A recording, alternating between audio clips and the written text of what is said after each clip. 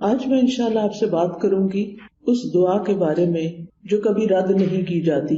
دعا ایک عبادت ہے، دعا ہماری ضرورت ہے، دعا اللہ تعالیٰ سے اپنی دنیا کی زندگی اور آخرت کی زندگی کی ضروریات کے بارے میں التجا کرنا ہے، اس سے مانگنا ہے، اس سے سوال کرنا ہے، اس کے آگے گڑ گڑانا ہے، اس کے آگے اپنی عاجزی کا اظہار کرنا ہے اور اپنے مسائل کا حل تلاش کرنا ہے۔ ہم سب جانتے ہیں کہ اس دنیا میں ہم آزمانے کے لیے بھیجے گئے ہیں، ہم سب پر آزمائشیں آتی ہیں، ہم سب کے امتحان ہوتے ہیں، کوئی بیمار ہو جاتا ہے، کوئی بچوں کی طرف سے پریشان ہوتا ہے، کوئی بچوں کی شادی کے مسئلے میں پریشان ہوتا ہے، کچھ انہونی قسم کی بیماریوں کا شکار ہوتا ہے، کوئی ذہنی مسائل کا شکار ہوتا ہے، کوئی مالی مسائل کا شکار ہوتا ہے، کوئی دنیا کے حالات کے بارے میں پریشان ہوتا ہے، اور یہ ہم سب ایکسپیرینس کر رہے ہیں۔ اور بعض اوقات تو مسائل کا ایک تانتا ہوتا ہے، ایک مسئلہ ختم نہیں ہوتا کہ ایک اور مسئلہ شروع ہو جاتا ہے، اور انسان اس دنیا میں ان پریشانیوں کی وجہ سے گھبرا اٹھتا ہے۔ امام ابن القیم کہتے ہیں کہ دعا آزمائشوں کی دشمن ہے، یعنی ادھر آزمائش آئی تو اس کا مقابلہ دعا سے کیجیے۔ وہ کہتے ہیں کہ دعا مفید ترین علاجوں میں سے ایک علاج ہے، یہ آزمائشوں کی دشمن ہے، یہ مصیبتوں کو دور دھکیلتی ہے، ان کے ساتھ گتھم گتھا ہوتی ہے، ان کے واقع ہونے کو روکتی ہے اور مصیبتوں کو ختم کرتی ہے، یا مصیبت واقع ہو جائے تو اس کو کم کرتی ہے۔ دعا مومن کا ہتھیار ہے، مفید ترین دوا ہے۔ لہذا آج ہم بات کریں گے کہ ہم کس طرح دعا کریں کہ ہماری دعا قبول ہو اور ہم ان مسائل سے جو زندگی میں نبرد آزما ہیں، نبٹ رہے ہیں، ان کو ختم کرنے میں ہماری مدد کرے۔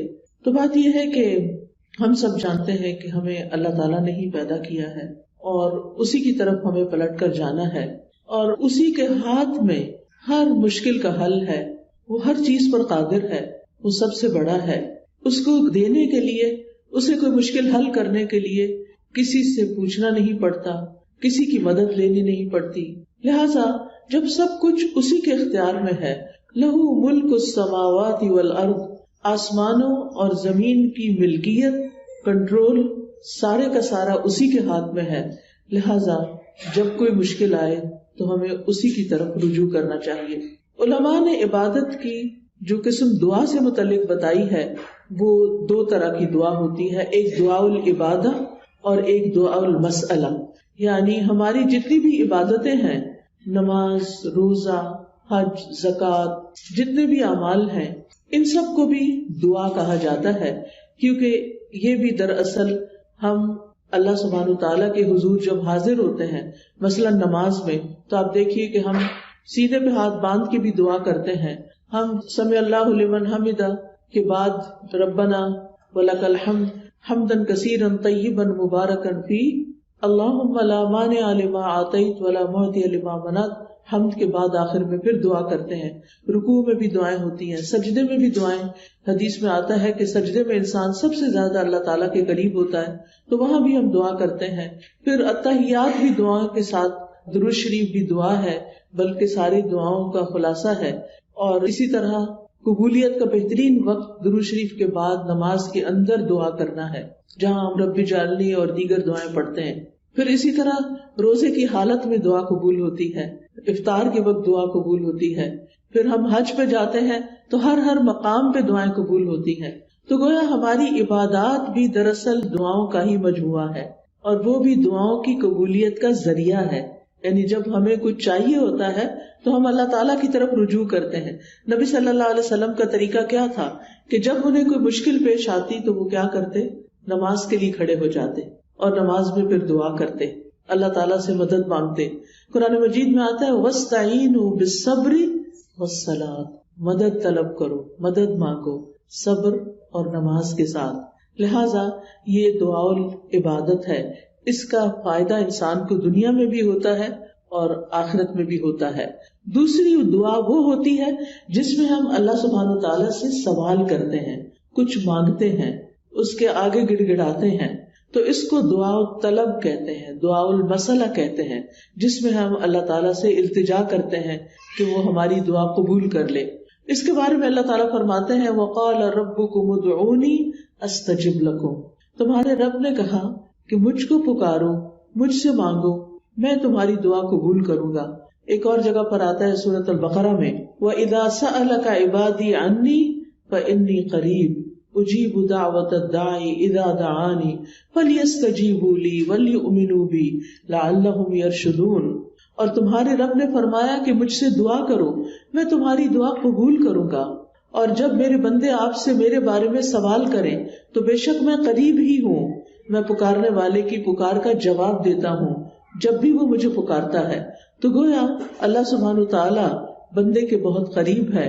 فإنی قریب، ایک اور جگہ پر آتا ہے ان ربی قریب مجیب، کہ بے شک میرا رب قریب بھی ہے اور دعا قبول کرنے والا بھی ہے۔ لیکن دعا کی قبولیت کے لیے کیا کرنا چاہیے؟ فَلْيَسْتَجِيبُوا لِي وَلْيُؤْمِنُوا بِي لَعَلَّهُمْ يَرْشُدُونَ۔ ان کو چاہیے کہ وہ میری بات بھی قبول کریں، یعنی اگر وہ یہ چاہتے ہیں کہ ان کی دعا قبول ہو، ان کی بات قبول ہو، تو پھر وہ کیا کریں؟ وہ میری بات قبول کریں، میرے احکامات کو بھی قبول کریں۔ تو گویا اللہ تعالیٰ کی اطاعت بہت بڑا ذریعہ ہے دعاؤں کی قبولیت کا۔ اور پھر اسی طرح وَلْيُؤْمِنُوا بِي، مجھ پر اعتماد کریں، ایمان رکھیں، یعنی دعا کرتے رہیں، جب اس کی قبولیت کا وقت ہوگا، جب وہ واقعی قبول ہونی چاہیے، اس وقت وہ دعا قبول ہو جائے گی۔ اس لیے مایوس نہ ہو، اعتماد رکھیں، ایمان رکھیں، یقین رکھیں، لعلہم یرشدون، تاکہ وہ بھلائی پائیں، ہدایت پائیں۔ کیونکہ رشد جو ہوتی ہے، رشد اس میں ہدایت بھی ہوتی ہے اور بھلائی کے معنوں میں ہوتی ہے۔ یعنی انسان کی عقل کی دو قسمیں ہوتی ہیں، ایک وہ ہوتی ہے جس کے ذریعے انسان چیزوں کو سمجھتا ہے، اچھے برے کا فرق پہچانتا ہے، اور ایک ہدایت کی قسم رشد کہلاتی ہے، جس میں انسان اچھے برے کا فرق جان کر پھر بھلائی تک پہنچ جاتا ہے، خیر تک پہنچ جاتا ہے۔ اس لیے رب سے دعا کرتے رہنا چاہیے۔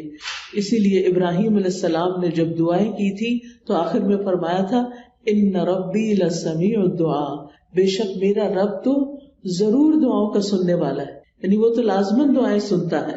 اور السمیع کا لفظ، اس کا یہ مطلب نہیں کہ وہ صرف سن لیتا ہے اور بس بات ختم، نہیں، اس کا مطلب یہ ہے کہ جیسے ہم رکوع سے سر اٹھاتے ہیں تو کہتے ہیں سمع اللہ لمن حمدہ، کہ جو اللہ کی تعریف کرتا ہے اللہ تعالیٰ اس کی حمد کو سنتا ہے، بلکہ مطلب یہ ہے کہ اس کی حمد کو قبول بھی کرتا ہے، دعاؤں کو قبول بھی کرتا ہے۔ اسی طرح حدیث میں آتا ہے اللہم انی اعوذ بک من دعاء لا یسمع، اے اللہ مجھے اس دعا سے بچا لے جو سنی نہ جائے۔ تو یہاں سننا قبول کرنے کے معنوں میں، کہ ایسی دعا نہ ہو کہ جو تیرے ہاں قبولیت نہ پائے، لیکن دعا مانگنے کا طریقہ بھی درست ہونا چاہیے تاکہ دعا قبول ہو جائے۔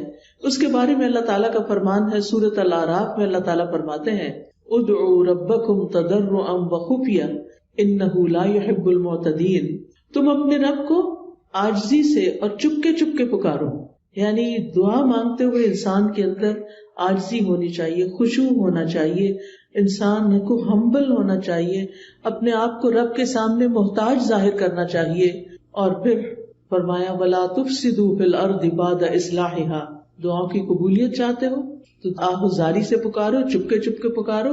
اللہ تعالیٰ حد سے بڑھنے والوں کو پسند نہیں کرتا، اور تم زمین میں اس کی اصلاح کے بعد فساد نہ کرو، یعنی زمین میں مطیع اور فرمانبردار بن کے رہو، بگاڑ پیدا نہ کرو۔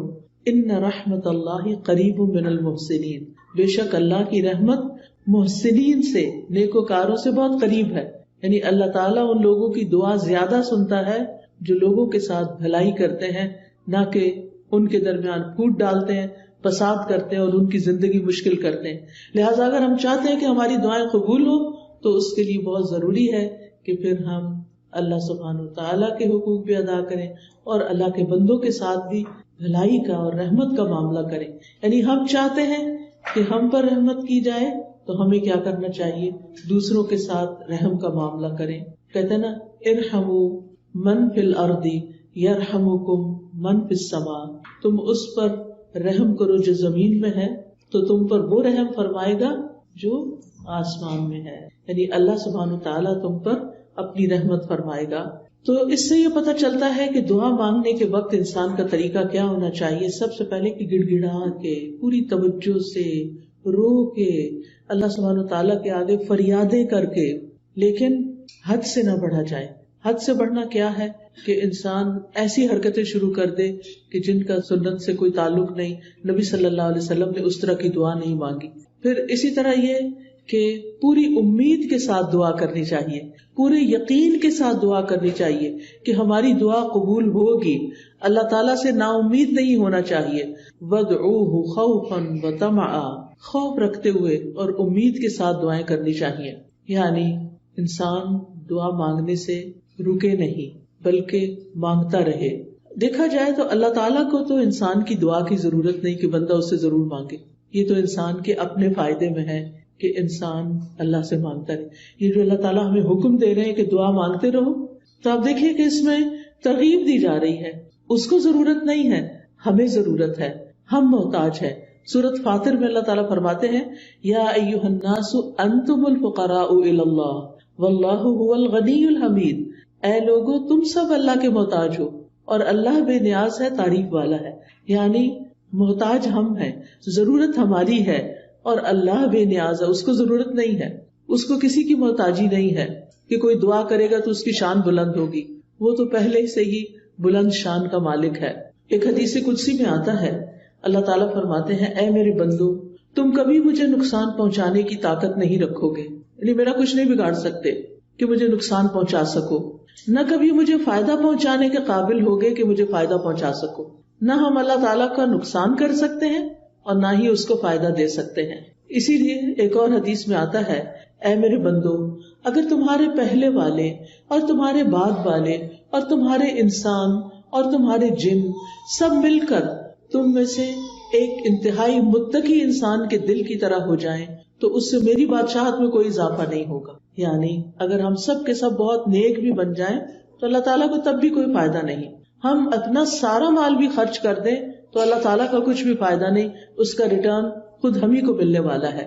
تو بات یہ ہے کہ دعا انسان ہی کو فائدہ دیتی ہے، لہذا دعا مانگتے رہنا چاہیے کیونکہ دعا ایک عبادت ہے.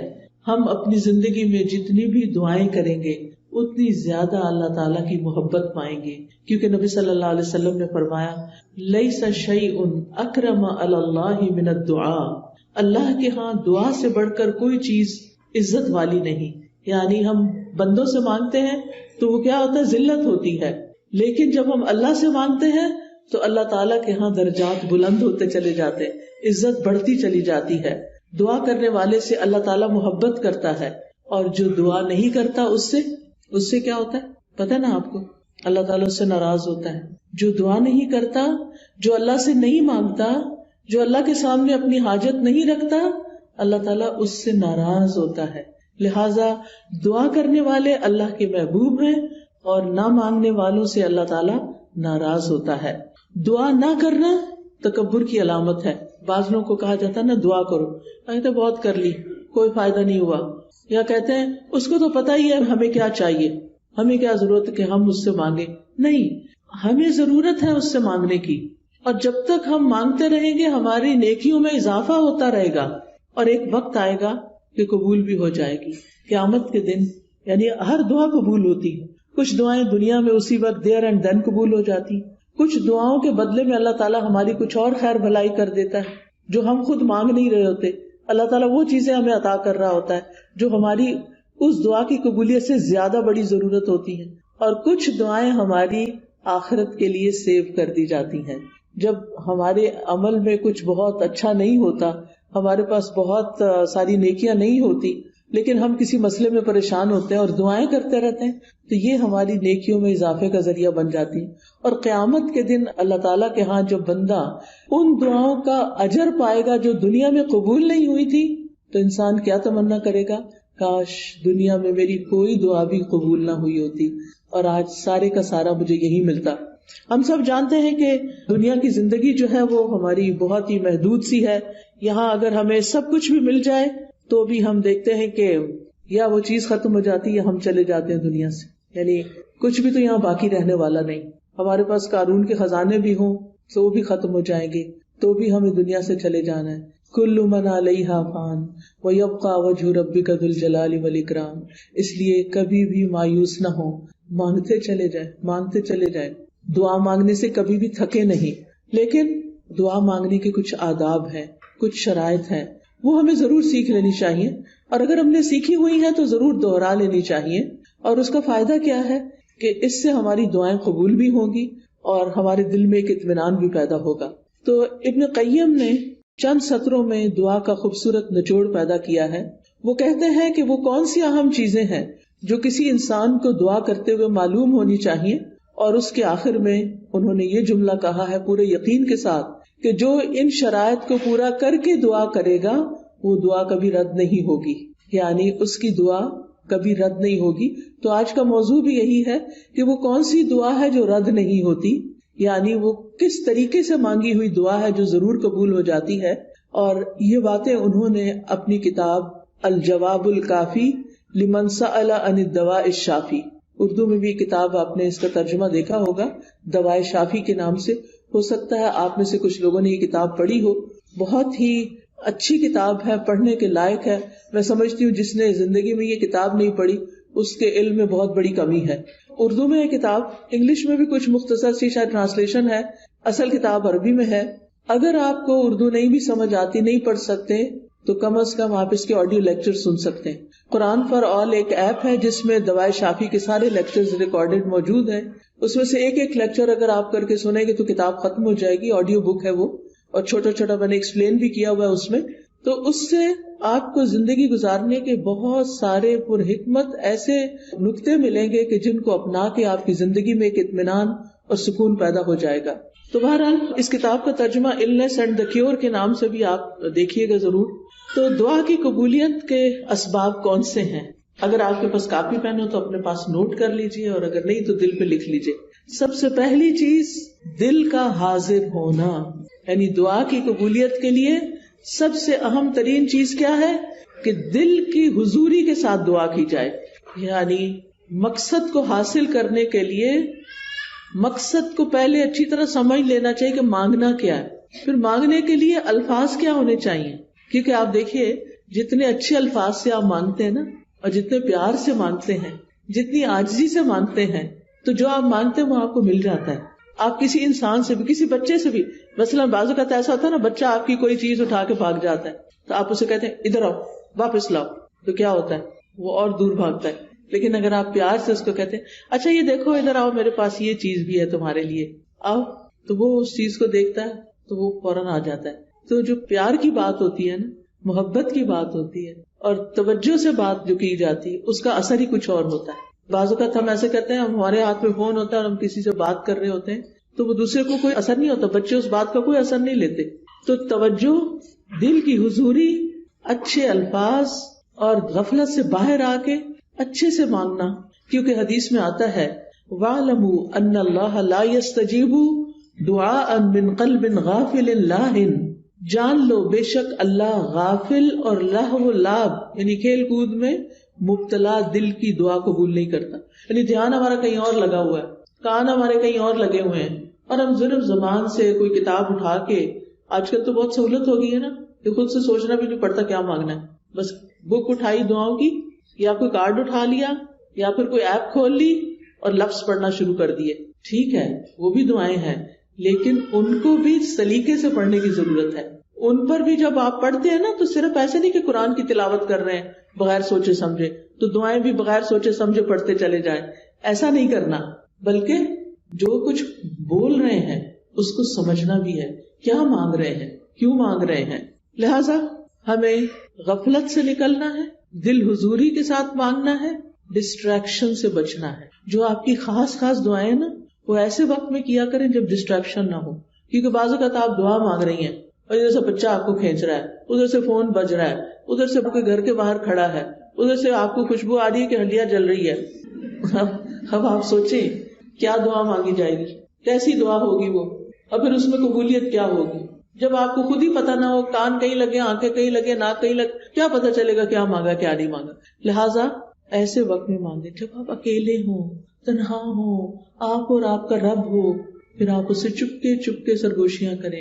اذ نادى ربه نداء خفيا، زکریا علیہ السلام نے اپنے رب کو پکارا تھا چپکے خفیہ، ادعوا ربکم تضرعا وخفیا، عاجزی اور زاری بھی ہو اور چپکے چپکے مناجاتیں بھی ہوں، کیونکہ دعا کرتے وقت جذبات بھی ساتھ ہونے چاہیے، یعنی اللہ کی رحمت کو محسوس کرنا چاہیے، اللہ کا شکر ادا کرنا چاہیے کہ اس نے توفیق دی ہے، اور پھر اس یقین کے ساتھ کہ اللہ بڑا مہربان ہے، رحم فرمانے والا ہے، وہ اس وقت بھی سن رہا ہے، وہ میرے دل کی حالت جانتا ہے، اور وہ کچھ دے سکتا ہے جو میں مانگ رہی ہوں۔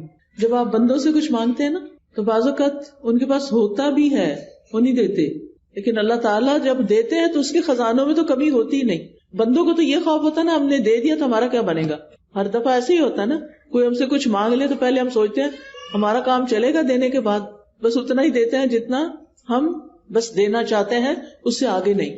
اللہ سبحانہ وتعالیٰ کے خزانے بھرے ہوئے ہیں، جب سے زمین و آسمان بنا ہے وہ خرچ کیے چلے جا رہا ہے، لیکن اس کے خزانوں میں قطرے برابر بھی کمی نہیں ہوئی، قطرے برابر بھی کمی نہیں ہوئی۔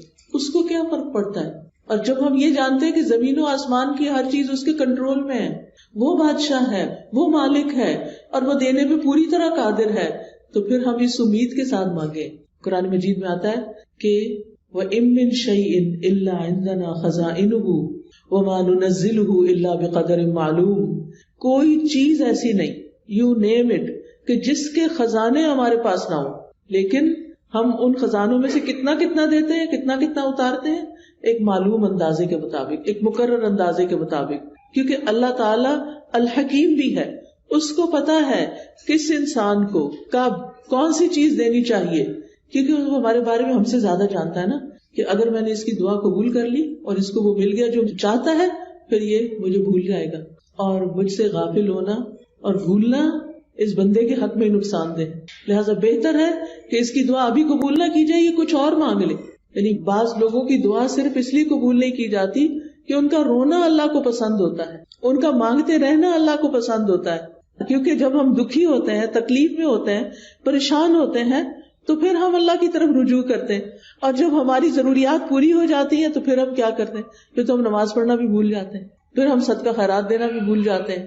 لہٰذا اللہ سبحانہ وتعالیٰ ہمیں کسی نہ کسی مشکل میں ڈالے رکھتا ہے ہمارے فائدے کے لیے، ہماری بھلائی کے لیے، تاکہ ہم اللہ تعالیٰ کی طرف رجوع کرتے رہیں۔ نبی صلی اللہ علیہ وسلم نے فرمایا ادعوا اللہ وانتم موقنون بالاجابہ، تم اللہ سے مانگو اس یقین کے ساتھ کہ تمہاری دعا ضرور قبول کی جائے گی، پورا یقین ہو۔ لہٰذا جب آپ کو یقین آئے گا نا تو غفلت بھی دور ہو جائے گی، دعا میں دل حاضر رہے گا، اور آپ اس طرح دعا کی قبولیت کی پہلی شرط پوری کر دیں گے۔ دوسری چیز جو ہے وہ ڈسٹریکشن ہے۔ ڈسٹریکشن کا مطلب یہ ہے کہ انسان کبھی کہیں دیکھے، کبھی کہیں دیکھے، کبھی کچھ سوچے، کبھی کچھ سوچے، اور جو مانگ رہا ہے اس کی خبر نہ ہو اس کو، تو ہمیں سمجھ کر دعا کرنی، سمجھ کر، یعنی یہ دوسرا اہم نقطہ ہے، حاضر دل کے ساتھ اور سمجھ کر، کیونکہ اگر پتہ ہی نہیں مانگ کے آ رہے ہیں تو پھر کیا فائدہ۔ اور پھر یہ ہے کہ اگر عربی میں دعا مانگنی نہیں آتی تو الٹے سیدھے لفظ پڑھ کے نہ مانگے، اردو میں مانگ لیں، انگلش میں مانگ لیں، پنجابی میں مانگ لیں، جو آپ کی زبان ہے اس میں مانگ لیں، تو آپ کے لیے کچھ مشکل نہیں ہے۔ اللہ تعالیٰ کو ساری زبانیں آتی ہیں، ایک ہم ہیں، ہمارے لیے ریسٹرکشن، ہماری لمیٹیشنز ہیں، ہمیں ایک زبان آتی ہے تو دوسری نہیں آتی، انگریزی آتی ہے تو فرینچ نہیں آتی، اردو آتی ہے تو پنجابی نہیں آتی بچوں کو، تو کتنی لمیٹیشنز ہیں ہماری۔ اللہ تعالیٰ کے لیے کچھ مشکل نہیں، کسی بھی ڈائلیکٹ میں، کسی بھی زبان میں، کسی بھی وقت، کسی بھی لمحے کچھ بھی مانگتے ہیں، وہ سب کچھ سمجھتا ہے، جانتا ہے، اور دینے پر پوری طرح قادر ہے۔ پھر آپ دیکھیے کہ دعا کرتے وقت کسی بے مقصد کام میں مشغول نہ ہو۔ اچھا بعض لوگ موبائل سے دعائیں پڑھتے ہیں، ٹھیک ہے، سہولت کے لیے پڑھ سکتے ہیں آپ، اب کیا ہوتا ہے اتنے میں اوپر ایک نوٹیفیکیشن آ جاتا ہے، اچھا آدھی دعا پڑھی، آدھا میسج پڑھا، نہ ادھر کے نہ ادھر کے، ملٹی ٹاسکنگ ہو رہی۔ دنیا کے کاموں میں تو ملٹی ٹاسکنگ آپ کر سکتے ہیں، لیکن اللہ تعالیٰ کے ہاں تو بس ایک وہ ہے، اس کو ایک مانتے ہوئے بس وہ اس میں بھی یہ بھی شریک کرنا پسند نہیں کرتا کہ جب ہم اس سے بات کر رہے ہو تو ہم اوروں کے بارے میں سوچ رہے ہو، یا اس سے بات کر رہے ہو تو بیچ میں کسی اور سے باتیں شروع کر دیں، اس کو یہ پسند نہیں ہے۔ لہٰذا ہمیں ڈسٹریکشن سے بچنا ہے۔ بعض اوقات یہ ہوتا ہے کہ کوئی چیز ہمارے انگوٹھی وغیرہ ہاتھ میں ہوتی ہے تو کچھ لوگ کیا کرتے ہیں، دعا مانگتے ہیں اس سے کھیلنا شروع کر دیتے ہیں، کوئی بٹن کھول بند شروع کر دیتا ہے، کچھ اور کرنے لگتے ہیں۔ ان ساری چیزوں سے بچنا ہے۔ اس وقت کپڑے نہیں سنوارنے، کوئی اور کچھ نہیں، کھجانا شجانا بھی نہیں، اگر کھجانا پہلے کھجا لیں، اور پھر اس کے بعد دعا کرنی شروع کریں. یعنی 100% آپ کی توجہ دعا کی طرف ہونی چاہیے. ہمارے اسلاف میں سے کسی نے ایک شخص کو دیکھا کہ دعا کر رہا تھا اور ساتھ کنکریوں سے کھیل رہا تھا. انہوں نے کہا یہ کنکریاں پھینک دو اور اپنی دعا پہ توجہ کرو. دعا کرتے ہوئے تمہارا دل اور اعضاء سارے پورا جسم اس طرف متوجہ ہونا چاہیے. تو یہ تھی پہلی شرط. ٹھیک ہے. دوسری شرط یا دوسرا نقطہ یا دوسرا ادب کیا ہے؟ قبولیت کے 6 اوقات میں سے کسی وقت میں دعا کرنا. اب قبولیت کے 6 اوقات کون سے ہیں میں ابھی آپ کو بتاتی ہوں. یہ 6 اوقات ایسے ہیں جن میں دعا قبول ہو جاتی ہے اور کبھی رد نہیں ہوتی. لہٰذا دل کو حاضر رکھنے کے ساتھ ساتھ دوسری چیز وقت کا انتخاب ہے کہ کس وقت آپ مانگیں, کون سا زیادہ سوٹیبل ٹائم ہے. تو ان میں سے سب سے پہلے رات کا آخری تہائی حصہ, 1/3 of last part of the night. اب وہ کیا ہے, جیسے آپ کے موبائل پہ وہ ٹائمنگز ہوتے ہیں نا صلاۃ کے, تو وہ آ جاتا ہے تہجد کا وقت آ جاتا ہے. آج کل شاید 1:30 ہے یا کچھ اس طرح. تو وہ لاسٹ پارٹ آف نائٹ ہوتا ہے, جو تیسرا حصہ آخری حصہ ہوتا ہے رات کا, فجر کی اذان سے پہلے, آپ سمجھے 1.5-2 گھنٹے پہلے. اب اس وقت میں آپ اللہ تعالیٰ سے دعا کریں گے جو کہ تہجد کا وقت ہوتا ہے. سب سو رہے ہوتے ہیں, فون کالز کرنے والے بھی سو رہے ہیں, آنے جانے والے بھی سو رہے ہیں, گھر والے بھی سو رہے ہیں, بچے بھی سو رہے ہیں, سبھی سو رہے ہیں. اب آپ کا رب جاگ رہا ہے. لہٰذا جب آپ کی آنکھ کھلے تو آپ اپنے رب کو پکاریں, چاہے آپ بستر میں لیٹے ہوئے پکاریں. منع نہیں ہے لیٹ کے دعا کرنا, آپ لیٹ کے بھی دعا کر سکتے ہیں. اس وقت کوئی آپ کو دیکھ نہیں رہا ہوگا, آپ اللہ کے آگے رو سکتے ہیں, آپ اپنی التجائیں فریادیں کر سکتے ہیں. اگر کوئی ساتھ سویا ہوا ہے تو پھر زور سے نہیں بولیے, دل دل میں بولیے, کیونکہ اللہ تعالیٰ نے اجازت دی ہے کہ ادعوا ربکم تضرعا وخفیا, خفیہ خفیہ, چپکے چپکے, وسپرنگ میں, دل ہی دل میں اللہ کے ساتھ فریادیں کرنا شروع کر دیں. اور یہ دل کی حضوری کا بہترین وقت ہے. حدیث میں آتا ہے ہمارا رب تبارک و تعالی ہر رات آسمانی دنیا پہ نزول فرماتا ہے. جب رات کا آخری تہائی حصہ باقی رہ جاتا ہے اور وہ آواز دیتا ہے کوئی جو مجھ سے دعا کرے تو میں اسے قبول کر لوں. اللہ تعالیٰ خود پکار رہے ہیں, مانگو مجھ سے. ہے کوئی جو مجھ سے مانگے تو میں اسے عطا کر دوں. ہے کوئی جو مجھ سے بخشش طلب کرے تو میں اس کو معاف کر دوں. اور یہ ہر رات ہوتا ہے, ایوری نائٹ. لہٰذا اس وقت سے فائدہ اٹھانا چاہیے. اگر ہم اپنے گناہوں سے پریشان ہیں, اپنی بری عادتوں سے پریشان ہیں, اپنے کچھ مینٹل ہیلتھ کے بارے میں پریشان ہیں, کسی خاص مسئلے کے بارے میں پریشان ہیں, تو اس آخری حصے میں رات کے اٹھیں اور اللہ تعالیٰ سے دعا کریں. اللہ تعالیٰ اپنی شان کے مطابق آپ کو نوازے گا اور یہ دعاؤں کی قبولیت کا سنہری موقع ہوتا ہے. دوسرے مواقع کون سے ہیں؟ ابن القیم لکھتے ہیں عند الاذان, حدیث میں بھی آتا ہے اذان. اب آپ کہیں گے ہمارے گھر میں تو اذان ریکارڈیڈ ہے. بالکل ریکارڈیڈ اذان بھی اذان ہے, وہ کچھ اور تو نہیں ہے نا. بعض لوگ کہتے ہیں اچھا اس کا جواب دیں. بھائی کیوں نہ دے, وہ کیا کہہ رہا ہے, وہ وہی تو کہہ رہے جو اذان کے الفاظ ہیں. اب آپ مسجد میں بھی ہوتے ہیں تو کیا آپ کو مؤذن کی اصل آواز آ رہی ہوتی نہیں نا. کس میں سے آ رہی ہوتی؟ مائک کے تھرو آ رہی ہوتی ہے.